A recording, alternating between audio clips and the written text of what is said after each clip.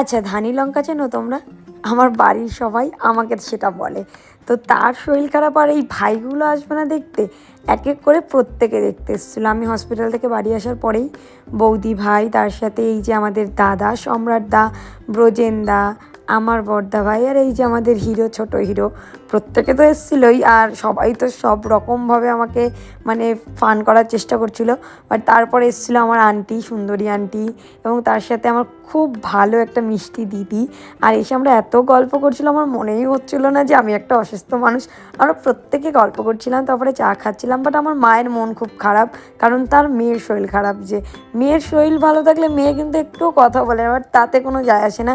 শরীর খারাপ হয়েছে মানে তার কান্নাকাটির শেষ নেই। তারপরে তো চলে এলো বড়দা ভাই, মানে আমার ছোট দাদা চলে এসছে একেবারে।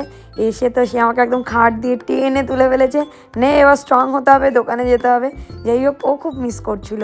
ওর ঘোরার কথা ছিল আরও 7 দিন বেশি, ও সেখানে আরও 7 দিন আগে চলে এসেছে।